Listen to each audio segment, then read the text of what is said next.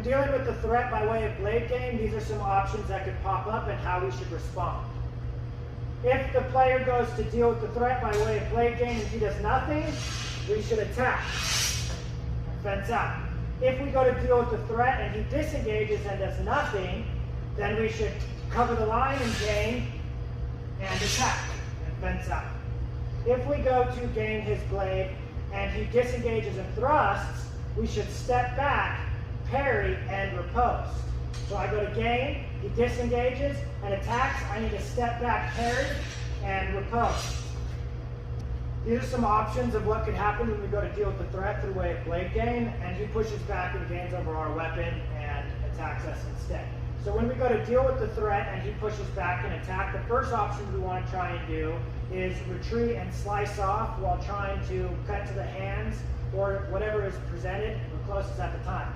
So we go to gain over the blade, he gains over and attacks instead. We retreat and slice off with a good cut to the hand or whatever is the best target at the moment.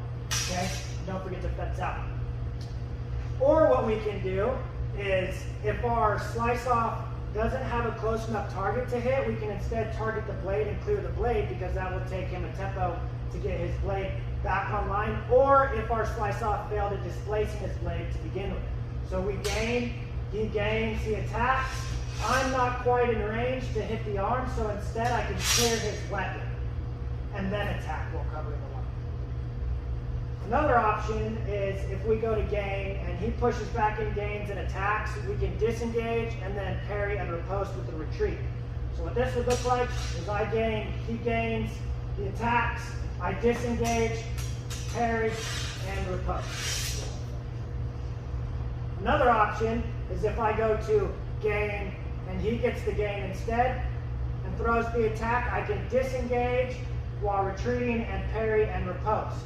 So I gain, he instead gets the gain and attacks, I disengage, I parry, and I riposte.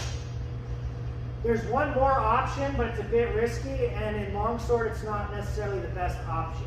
What this option is that I can retreat, I can disengage, and I can parry with the offhand and riposte. What this would look like is I gain, he gains, he attacks, I disengage, parry with the offhand, and riposte. Like I said, in longsword, that's definitely not always the best option, but if you can do it well enough, it definitely is an option. So this is another option where if I go to gain, he slices off into a cut. In which case, I'm going to continue the attack and cover the line of the cut is the first option. So I go to gain, he slices off. Now this is if he slices off and does not get a great displacement on my blade. We'll cover that next. So I go to gain, he slices off into a cut. Then I continue my attack and I cover the line. Okay? Now another option is I can wait and not continue my attack, and I can collect the cut with a parry and then riposte. So I go to gain, he slices off, I wait for the parry, I collect the cut, and then I riposte.